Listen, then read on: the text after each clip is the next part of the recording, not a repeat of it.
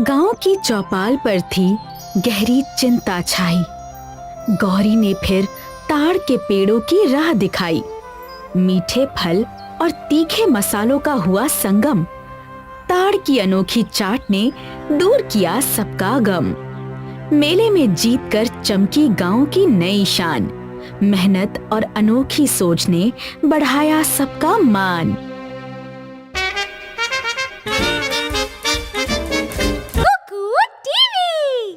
दिन की शुरुआत गांव की चौपाल में होती है।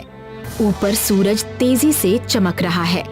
चौपाल पर लक्ष्मण, आशीष और काका बाकी गांव वालों के साथ इकट्ठा होते हैं।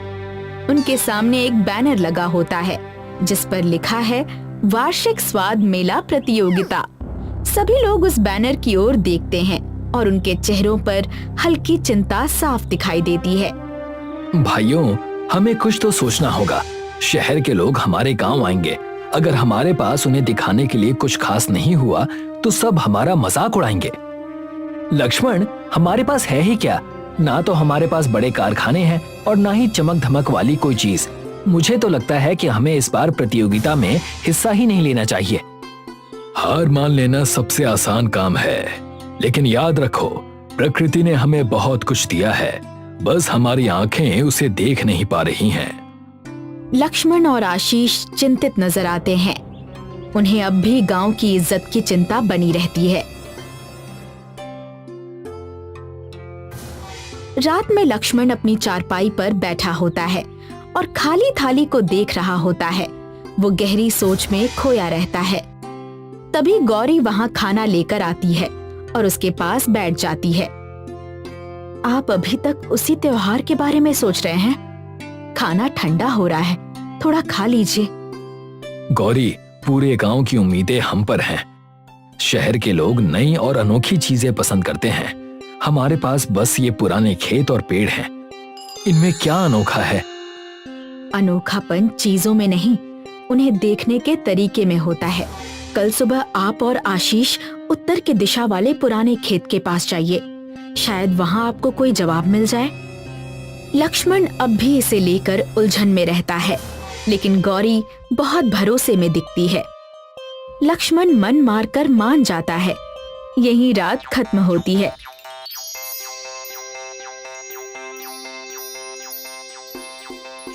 अगले दिन लक्ष्मण और आशीष उत्तर वाले खेत की तरफ सड़क पर चलते हैं।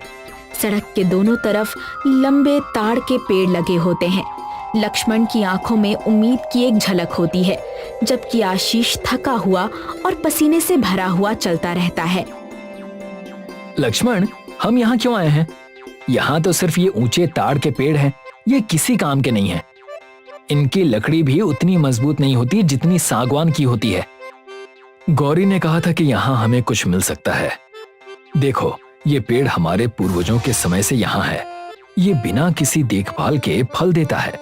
कुछ तो बात होगी ना इसमें। ये फल, ये ताड़ गोला, इसे तो बस ऐसे ही खा लिया जाता है। इसमें क्या खास है? शहर के लोग इसे देखकर प्रभावित नहीं होंगे।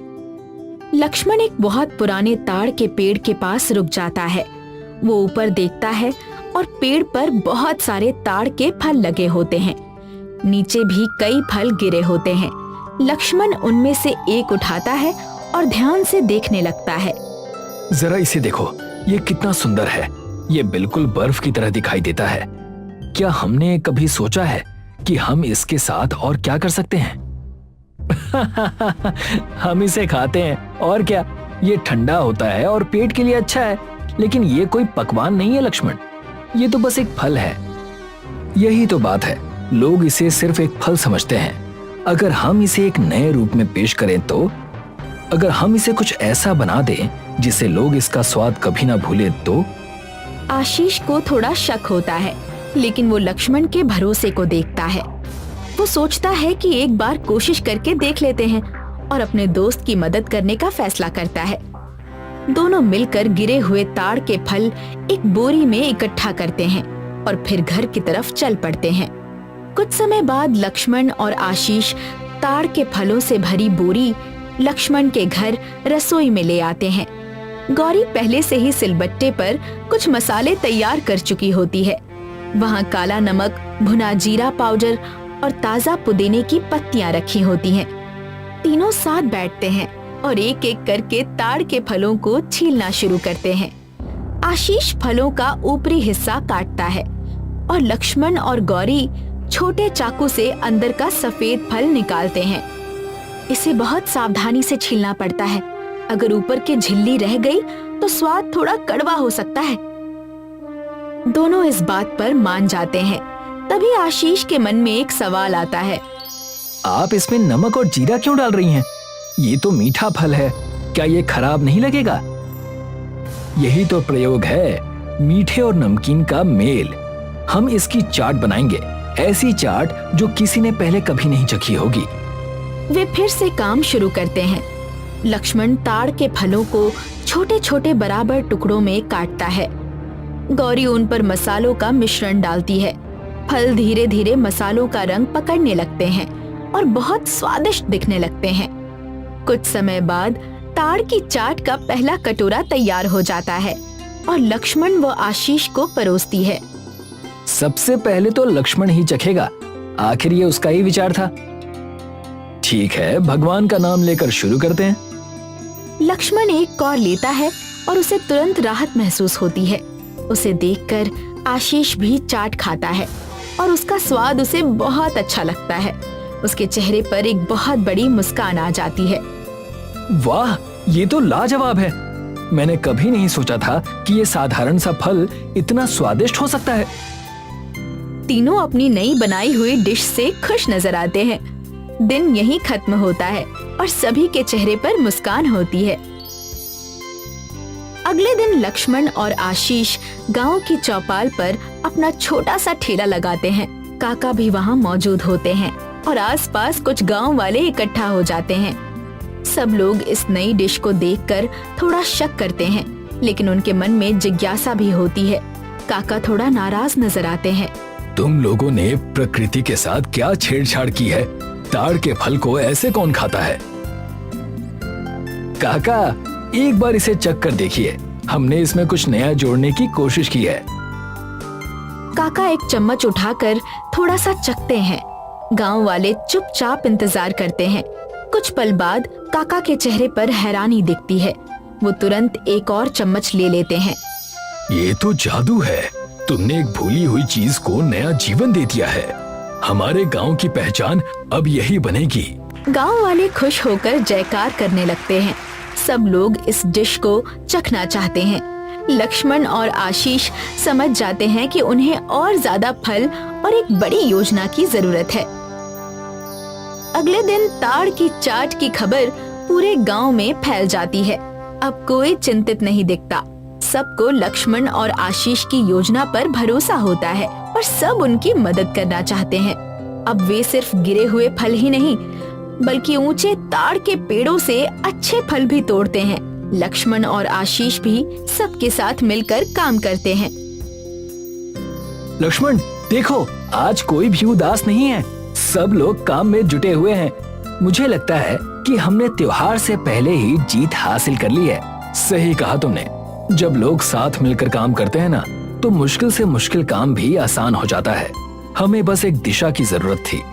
सभी लोग मिलकर काम करते रहते हैं। युवा लोग पेड़ों से फल तोड़ते हैं, बुजुर्ग लोग फलों को छीलते हैं और उनका गुदा निकालते हैं। दिन खत्म हो जाता है, लेकिन काम नहीं रुकता। सभी अपने अपने काम में लगे रहते हैं। अब तक सारी तैयारी हो चुकी है और अब सब कुछ एक साथ मिलाने का समय आ जाता है। हमें सफाई का पूरा ध्यान रखना होगा। शहर के लोग सफाई को बहुत महत्व देते हैं और याद रखिए, प्यार से बनाया गया खाना हमेशा बेहतर स्वाद देता है। बिल्कुल गौरी, ये हमारे गांव का तोहफा होगा। सभी इस बात को मान लेते हैं। अब वे अपनी तैयार की हुई चीजों को संभाल कर रखना शुरू करते हैं। मसालों को मलमल की बोरियों में रखा जाता है और छिले हुए ताड़ के फलों को मिट्टी के बर्तनों में रखा जाता है, ताकि वे ताजा और रसदार बने रहें। यही रात खत्म होती है। अगले दिन बहुत बड़ा मेला लगता है। पूरा इलाका रोशनी, फूलों और कागज से बनी कई सजावटों से सजा होता है। मेले के बीच में लक्ष्मण का छोटा सा ठेला लगा होता है। जो फूलों और ताड़ के पत्तों से सादा सा सजाया गया होता है। लक्ष्मण, आशीष, गौरी और काका उसी ठेले पर खड़े होकर अपनी नई डिश को सबके सामने पेश करते हैं। लक्ष्मण, देखो उन दुकानों को, वहाँ कितनी भीड़ है। हमारी दुकान तो बहुत साधारण लग रही है। क्या कोई यहाँ आएगा? धीरज रखो आशीष, खुशबू और सादगी अपना रास्ता खुद बनाती है। काका आगे बढ़ते हैं और अपने ठेले पर लोगों को बुलाने लगते हैं। आइए साहब, आइए बहन जी, अनोखी ताड़ की चाट खाइए। ऐसा स्वाद जो आपने पहले कभी नहीं चखा होगा। कुछ लोग रुक जाते हैं और जो उन्होंने सुना है उसे लेकर उनके मन में जिज्ञासा होती है। एक शहर का आदमी आगे आता है और उनकी डिश चखने के लिए ले लेता है। वो धीरे से एक कौर लेता है और उसकी आंखें खुशी से बड़ी हो जाती हैं। उसे ऐसा लगता है जैसे उसने पहले कभी ऐसा स्वाद नहीं चखा हो। ये तो अद्भुत है। ये इतना ताजा और अलग है। मुझे लगा था कि गांव के स्टॉल पर वही पुरानी चीजें मिलेंगी, पर ये तो बहुत ही क्रिएटिव है। धन्यवाद साहब, ये हमारे गांव के पेड़ों का फल है और हमारी मेहनत का स्वाद है। इसके साथ ही और लोग भी वहाँ इकट्ठा होने लगते हैं। बात धीरे धीरे फैलती जाती है और वे सबको परोसना शुरू कर देते हैं। भीड़ बढ़ती ही जाती है। सब थक जाते हैं लेकिन रुकते नहीं हैं और इसी जोश के साथ दिन खत्म हो जाता है। शाम को चारों वापस गांव की चौपाल पर आते हैं जहां बाकी गांव वाले उनका इंतजार कर रहे होते हैं। लक्ष्मण अपने हाथों में एक बड़ी ट्रॉफी लिए होता है और चारों के चेहरों पर हल्की सी खुशी भरी मुस्कान होती है। गांव वाले उनका गर्मजोशी से स्वागत करते हैं और उनकी जीत का जश्न मनाते हैं। लक्ष्मण, मुझे माफ करना यार। मैंने सोचा था कि हमारे गांव में कुछ भी खास नहीं है, लेकिन अब मुझे समझ में आ गया है कि हम कितने अमीर हैं। देखा बच्चों, समस्या संसाधनों की कमी में नहीं थी, बल्कि कमी सोच में थी। लक्ष्मण और गौरी ने हमें अपनी मिट्टी की कीमत पहचानना सिखाया। यह किसी एक की जीत नहीं है काका, ये पूरे गांव की जीत है। हमने साथ मिलकर काम किया और एक दूसरे पर भरोसा दिखाया। यही सबसे बड़ा इनाम है।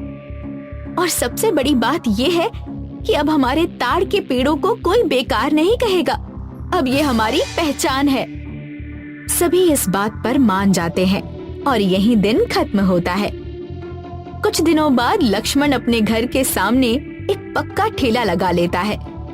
वो वही साधारण ताड़ की चाट गांव वालों को बेचता है। अब ये चाट सबकी पसंद बन जाती है और हर कोई इसे बड़े चाव से खाता है। और इसी के साथ कहानी यही खत्म होती है।